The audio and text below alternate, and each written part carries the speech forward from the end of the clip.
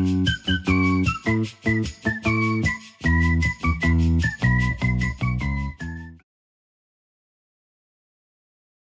up everybody and welcome back to my YouTube channel. For those of you who don't know who I of course am the FPL Train. Now in today's video I'm going to be revealing what possible transfers we can make ahead of game week 28, and like always it's going to be one defender, one midfielder and one attacker. But before I reveal all of those, we're going to look back, way back now, to game week 25 and the 3 players I recommended back then, because I've not done one of these videos since then, and they of course are Kirkez, Ramsey and Mateta. First up is obviously Kirkez. He came away with 7 points in the last 3 game weeks. Now, I can't work out yet if that's good or bad. It's not good, but I can't work if it's bad or if it's alright. 7 points in 3 games when he's just played Southampton, Wolves and Brighton. You think straight away 6 points were against Southampton, but no, he only got 2 points against Southampton because they actually conceded a goal.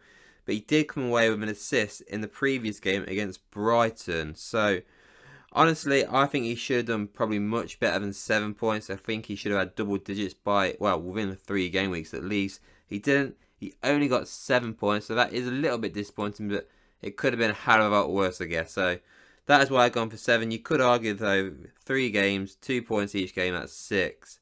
And he only got 1, obviously, against Wolves because he got a yellow card, so it's one of those, isn't it? I'm going to go for Amber, but it could have easily been a red, that one, because I expected probably a lot more than 7 points in 3 game weeks. But anyway, he did a lot better than Ramsey of, Aston Villa, because this guy, I mean, I said it was a gamble when obviously when I recommended him at the time, but since then, obviously, at the time, Rashford, I think, just joined.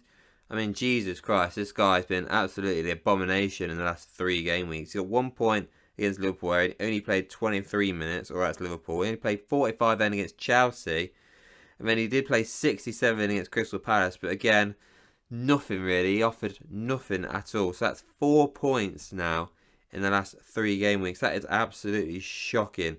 And when you got people like Asensio, got 15 points alone in game week 26 against Chelsea, absolutely smashed it there, didn't he? Rashford got 9 points against Chelsea. Both of these guys have outperformed him in the last 3 game weeks. Definitely regret recommending this guy. If I was to go back now, I would definitely go and get Rashford or Asensio in your team. Me personally, I do like Asensio. He scored 4 goals already for Villa since joining. Obviously, Rashford has been getting pretty much all those assists as well, so he's also a decent shout himself.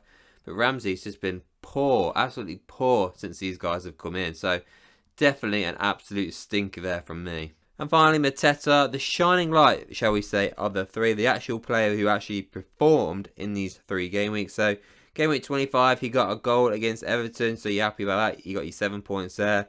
He then got an assist in the 2-0 win against Fulham. And then previously, in the previous game week, should I say, he got 1 goal against Aston Villa, which gave him 8 points. So, the guys came away with 20 points in the last 3 game weeks. At least somebody has performed. I'm telling you, I wish I could have had my team for game week 28. Obviously, the issue is with his face injury that he sustained against Millwall. That keeper just decided to karate kick his head off. So we'll have to see if he's going to be. I don't think he's going to be fit at all, to be fair, for game week 28. If you are looking at having him in your team, or if you do have him in your team, you're not sure what to do, I'll be surprised if he's fit to play with that injury. But yeah, at least one of the 3 players in the last 3 game weeks has performed, because the other 2 pretty much were a disaster. Mateta absolutely smashed there, 20 points in 3 game weeks. Moving forward then, these are the 3 players I'm going to be recommending them for game week 28. We should look at really going forward. And the first player I have on here is Aït-Nouri of Wolves. Wolves have been absolutely shocking this season. Terrible. The 4th worst team definitely in the league this season. They look like they possibly will stay up. But if they are going to stay up, these are the 4 fixtures they need to win in order to guarantee staying up. So obviously in game week 28 they have got Everton at home, must-win game. You'd think, especially with it being at home, you think Wolves do well there, so it's probably worth bringing him there. The 6 pointer you could possibly say is definitely the game week 29 fixture against Southampton.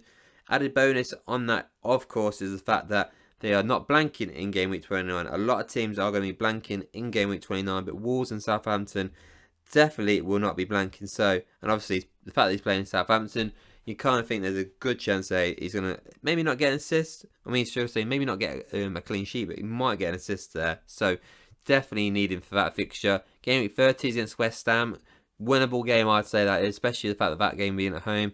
Then they've got another 6 points in game week 31, which is of course against Ipswich away. So that's a massive game for them. And then game week 32, they've got Spurs at home, who Spurs are, you know, hot and cold, mostly cold this season. So they got a chance there as well. But those 4 games beforehand, massive games for Wolves. And obviously this season, Aiton Norrie's got 3 goals, 5 assists this season. So he's done pretty well considering his team has been pretty crap this season. So he's still cheap as well. He's only, you know, 4.7 million at this moment in time. Only 6% owner right now.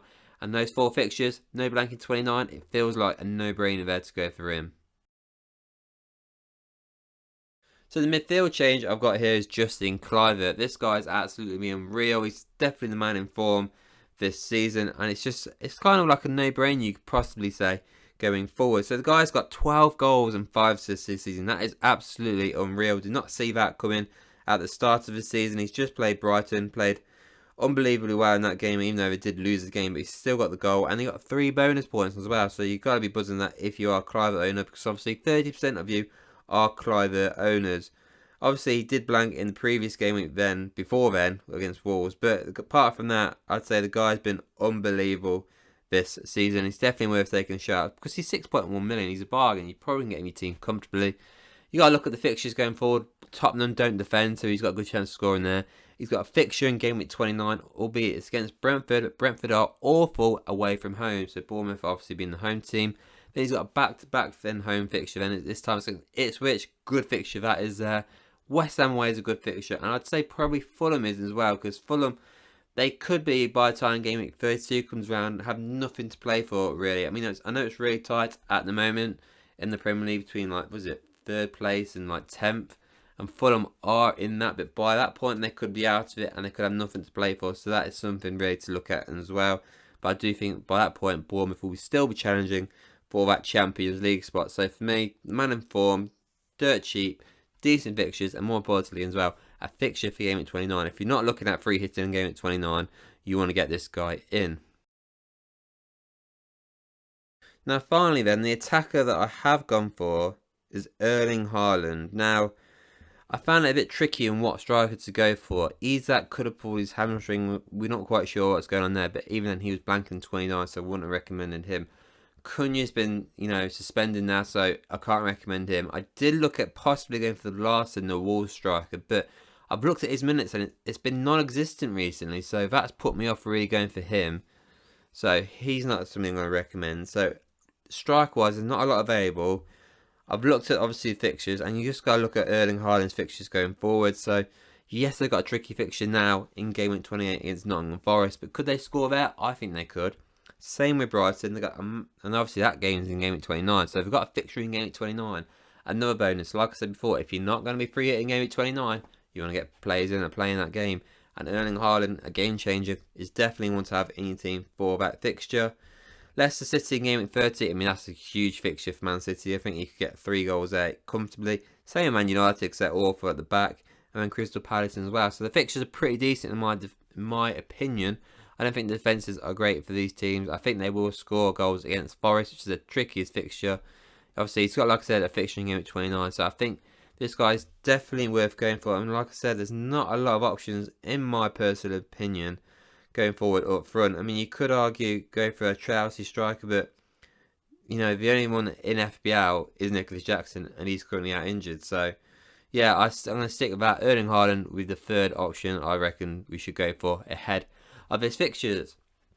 So then, that is it then for this video. Those are the 3 players I'm going to be recommending going forward into game week 28. Let me know what you think of these 3 players. Let me know what other players you think we should look at going into the game week 28. Before you go into that, please don't forget to like this video. Even if you don't like it, just like it anyway. Do me wonders anyway. And don't forget as well to hit subscribe, and I'll see you all on the next one.